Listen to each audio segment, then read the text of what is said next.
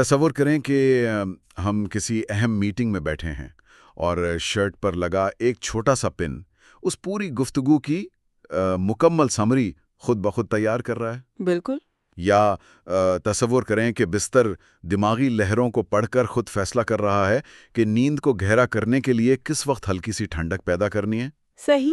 اور یہ کوئی آنے والی سائی فائی فلم کا منظر نہیں ہے، بلکہ یہ آج کی حقیقت ہے۔ اصل میں جب مصنوعی ذہانت یعنی آرٹیفیشل انٹیلیجنس کی بات آتی ہے نا، تو ذہن میں فوراً ایک کمپیوٹر اسکرین آتی ہے۔ ہاں، ایک شیشے کی دیوار جہاں ہم ٹائپ کرتے ہیں اور پیچھے قید ایک ڈیجیٹل دماغ جواب دیتا ہے۔ ایگزیکٹلی۔ لیکن ٹیک ٹرینڈز یوٹیوب چینل کی ایک ویڈیو سامنے آئی ہے، 15 AI devices you can buy right now. The future is here.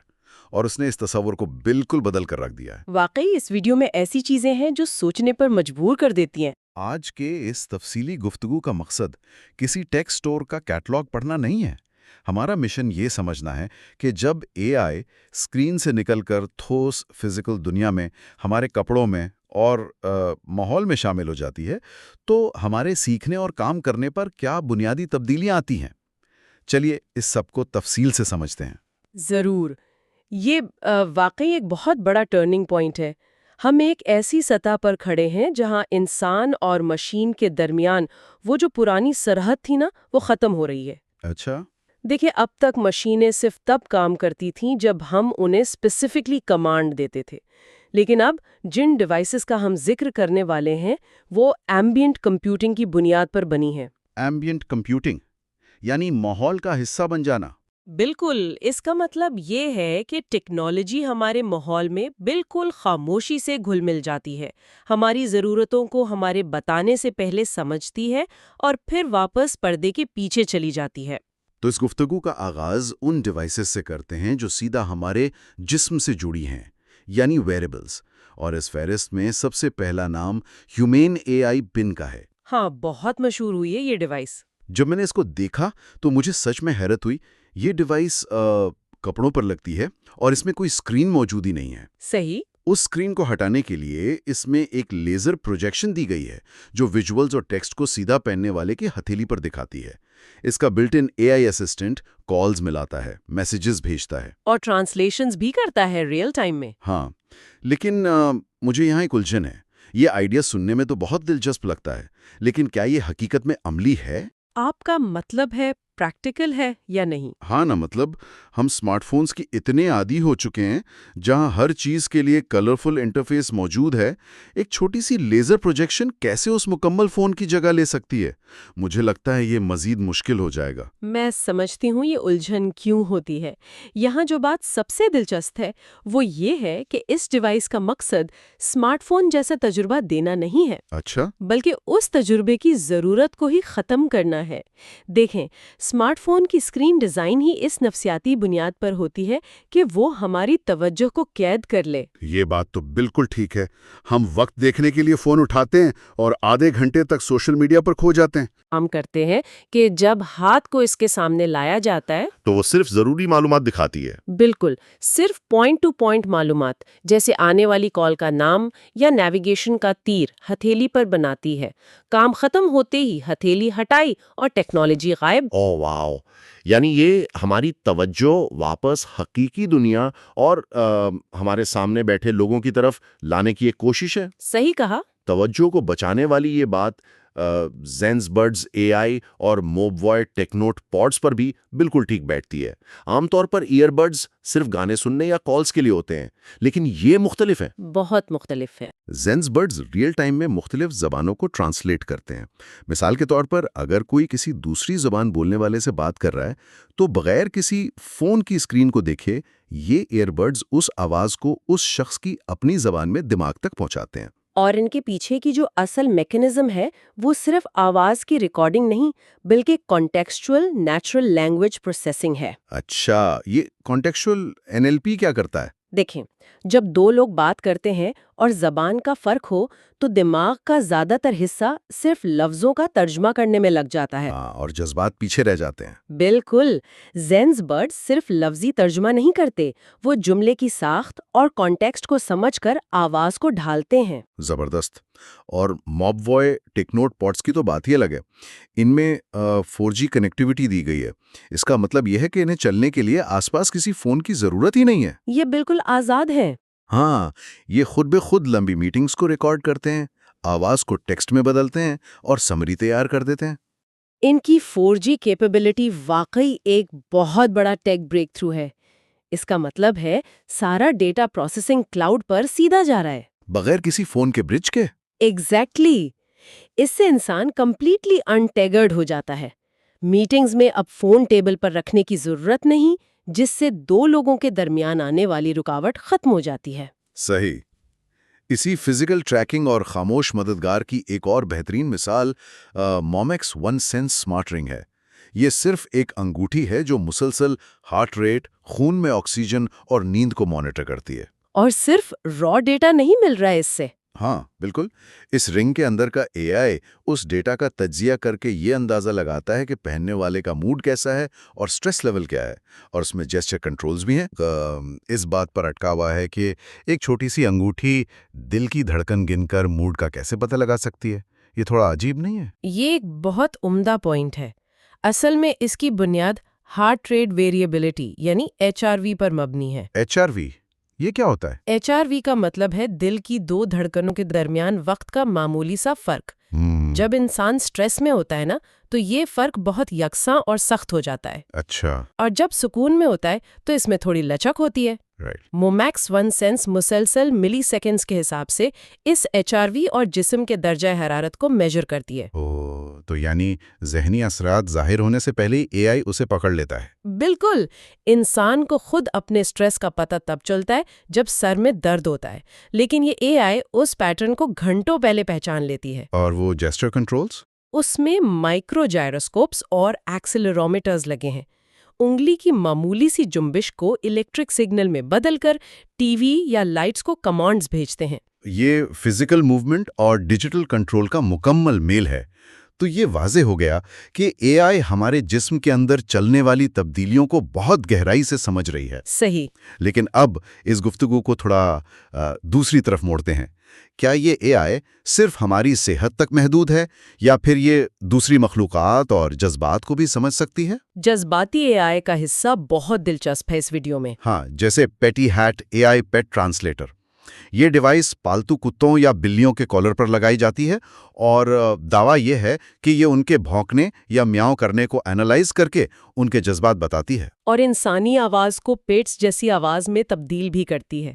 سچی بات کہوں تو مجھے اس پر پورا یقین نہیں آ رہا۔ کیوں؟ مجھے لگتا ہے یہ مشین کسی جانور کے جذبات نہیں سمجھ رہی، بلکہ ہم انسان اپنی خواہش اس مشین پر تھوپ رہے ہیں۔ کیا ہم اسے اینتھروپومورفزم یعنی جانوروں کو انسانی خاصیت دینا نہیں کہہ سکتے؟ اگر ہم اسے بڑے تناظر میں دیکھیں تو آپ کا یہ شک بالکل فطری ہے، لیکن میں وضاحت کرتی ہوں، اس سسٹم کی AI کسی جادو پر نہیں بلکہ ٹھوس بائیو ایکوسٹکس پر چلاتی ہے۔ Bio acoustics? ہاں، پیٹے ہارٹ کے نیورل نیٹ ورک کو جانوروں کی آوازوں کے لاکھوں آڈیو سیمپلز پر ٹرین کیا گیا ہے۔ جب ایک کتا بھونکتا ہے تو اس آواز کی فریکوینسی، ایمپلیٹیوڈ اور وقفہ یہ سب ایک مخصوص پیٹرن بناتے ہیں۔ اچھا، تو خطرے کا بھونکنا اور کھیلنے کا بھونکنا الگ ہوتا ہے ساؤنڈ ویو پر؟ ایگزیکٹلی۔ ایوولوشنری بائیولوجی ہمیں یہی بتاتی ہے۔ یہ AI صرف ان ساؤنڈ ویوز کی پہچان کرتا ہے اور ڈیٹا بیس سے میچ کرتا ہے۔ یہ 100% درست نہیں ہو سکتا، لیکن یہ سائنس پر مبنی ایک بہت ایجوکیٹڈ اندازہ ہے۔ صحیح، یہ بات سمجھ آتی ہے کہ پیٹرنز کو پہچانا جا سکتا ہے، لیکن ان فزیکل روبوٹس کا کیا جن کا مقصد صرف کمپینین شپ یعنی جذباتی سہارا دینا ہے؟ جیسے میٹ للی اور کلو سٹیج۔ میٹ للی ایک چھوٹا سا ڈیسک ٹاپ روبوٹ ہے۔ اس کا کوئی عملی فائدہ نہیں ہے، نہ یہ ای میل لکھتا ہے نہ میٹنگ شیڈیول کرتا ہے۔ اس میں صرف نرم روشنیاں اور پروکسیمٹی سینسرز ہیں۔ اور کلو سٹیج کی تو بات ہی عجیب ہے۔ یہ ایک روٹیٹنگ کیوب ہے جو آواز سن کر اپنا رخ اس طرف کر لیتا ہے۔ اس میں کنٹینیوس میموری ہے، یعنی یہ پچھلی باتیں یاد رکھتا ہے۔ بالکل. لیکن میں سوچ رہا تھا کیا فزیکل طور پر گھوم کر دیکھنے والی مشین واقعی دماغ کو دھوکہ دے سکتی ہے کہ ہم کسی زندہ ساتھی کے ساتھ ہیں؟ بالکل دے سکتی ہے، اور اس کے پیچھے کی سائیکالوجی بہت ڈیپ ہے. انسانی دماغ ارتقاء کے بعد اس طرح ڈیزائن ہوا ہے کہ وہ فزیکل موومنٹ اور روشنی کو ایجنسی یا زندگی سمجھتا ہے. اچھا. جب کلو سٹیج آپ کی آواز سن کر فزیکلی گھومتا ہے تو دماغ کا وہ حصہ جو سوشل انٹریکشن پروسیس کرتا ہے فوراً ایکٹیویٹ ہو جاتا ہے. یہ ایمبوڈیڈ اے آئی کہلاتا ہے. یعنی اے آئی کا ٹھوس وجود. ہاں، اور سب سے بڑھ کر اس میں کنٹینیوس میموری ہے. اس کا مطلب ہے کہ وہ روبوٹ کل کی اداسی یا آج کی خوشی کو یاد رکھتا ہے اور ریئیکٹ کرتا ہے. اوہ واو. یہ انسانی دوستی کا ریپلیسمنٹ تو نہیں ہے، لیکن یہ ایک نیا دروازہ ضرور کھول رہی ہے جذباتی رشتے کے لیے. جذباتی سہارا تو ٹھیک ہے، لیکن جب ہم واپس کام کاج اور پروڈکٹیوٹی کی دنیا میں آتے ہیں تو یہ ٹھوس وجود رکھنے والی اے آئی وہاں بھی اپنے جوہر دکھا رہی ہے. لومی کلو اس کی بڑی اہم مثال ہے. ہاں، لومی کلو یہ ایک ڈیسک کمپینین ہے جو کتابوں اور نوٹس کو کیمرے کے ذریعے دیکھتا ہے اور بغیر کسی مانیٹر کے سیدھا ڈیسک پر اس کتاب کے اوپر روشنی ڈال کر ویژولز دیتا ہے. کسی خاموش استاد کی طرح ہے نا؟ بالکل. اس کو دیکھ کر واضح ہوتا ہے کہ سیکھنے کا عمل اب اسکرین سے آزاد ہو رہا ہے. لومیو کلو کی اصل ٹیکنیکی اہمیت اس بات میں ہے کہ یہ سیکھنے کے عمل سے ڈسٹریکشن کی جڑ کو ہی کاٹ دیتا ہے. کیسے؟ دیکھیں، جب ٹیبلٹ پر پڑھائی ہوتی ہے تو وہاں میسیجز، ای میلز اور نوٹیفیکیشنز بھی ہوتے ہیں. لومیو کلو ویژن بیسڈ اے آئی استعمال کرتا ہے. اس کے کیمراز فزیکلی صفائی کو سکین کرتے ہیں. اچھا، اور پھر صرف اس حصے پر ویژول ڈالتے ہیں جو پڑھا جا رہا ہو؟ ایگزیکٹلی. یہ طریقہ دماغ کو فلو سٹیٹ میں لے جاتا ہے جہاں توجہ صرف ایک کام پر مکمل طور پر مرکوز ہوتی ہے. یہ تو بہت عملی طریقہ ہے. اور اس انفارمیشن اوورلوڈ کو مزید کم کرنے کے لیے کلاؤڈ نوٹ پرو سامنے آیا ہے. کریڈٹ کارڈ کے سائز کا میٹنگ اسسٹنٹ. ہاں، اس میں اے آئی بیم فارمنگ مائکروفونز لگے ہیں جو شور میں سے صرف بات کرنے والے کی آواز کو صاف طور پر ریکارڈ کرتے ہیں اور خود ہی ٹرانسکرائب اور سمرائز کرتے ہیں بغیر کسی فون کے. لیکن یہاں مجھے ایک سیریس فکر ہوتی ہے.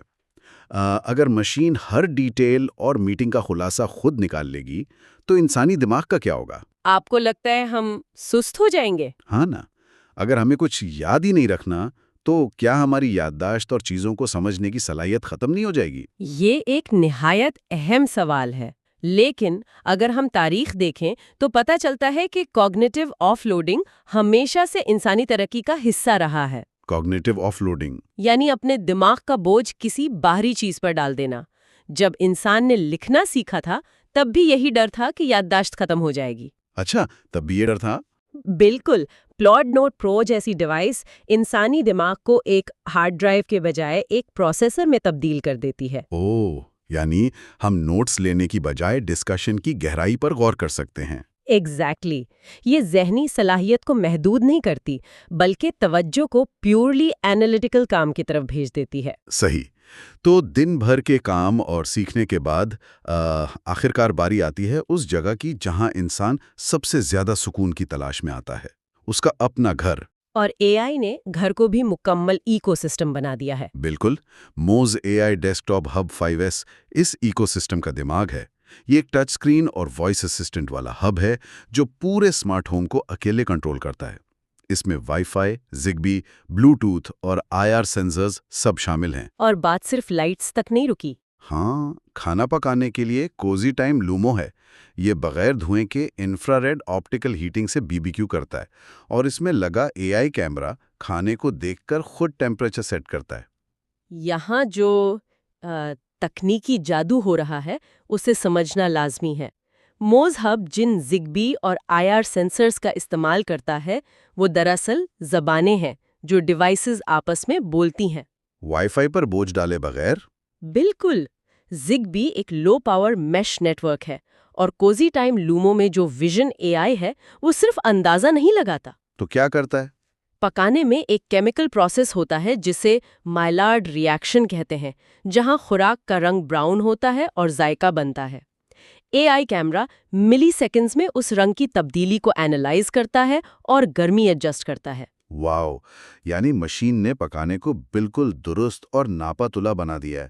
اور اگر یہ کم تھا تو گھر میں گھومنے والے روبوٹس بھی آ گئے ہیں۔ چون ایوو میکس تو خود پورے گھر کا نقشہ بناتا ہے، کمروں میں گھومتا ہے اور 4K ویڈیو سٹریم کرتا ہے۔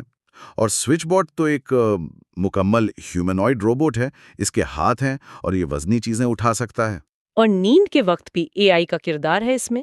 ہاں، اے آئی سلیپ پلو میں میڈیکل گریڈ سینسرز ہیں جو بغیر جسم پر کچھ پہنے نیند ٹریک کرتے ہیں۔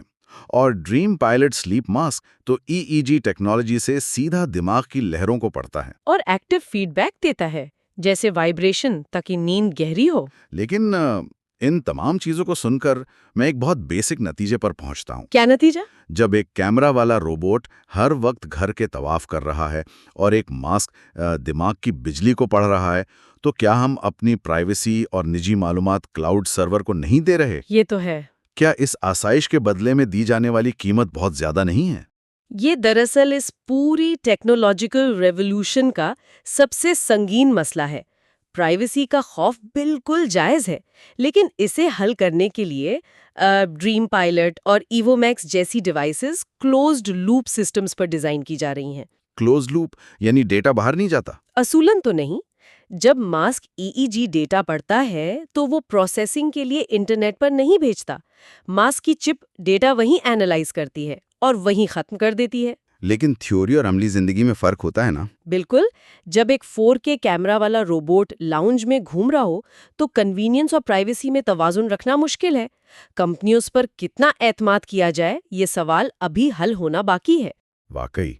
تو آج کی اس ساری ڈسکشن سے یہ بات روزے روشن کی طرح واضح ہو جاتی ہے کہ اے آئی اب کمپیوٹر سکرینز تک محدود نہیں رہی۔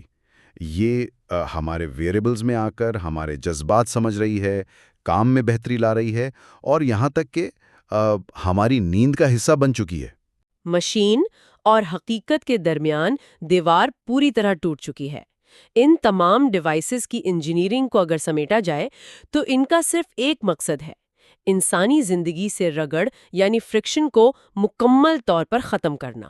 ہر کام کو آسان اور بے آواز بنانا۔ لیکن اسی فرکشن یا رگڑ کو ختم کرنے کے تصور کے ساتھ ایک آخری بات ضرور دماغ میں آتی ہے۔ وہ کیا؟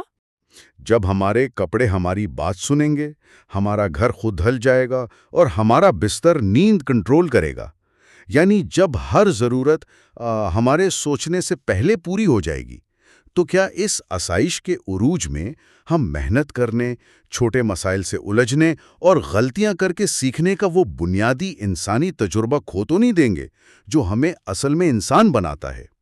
اس پر ضرور غور کیجیے گا۔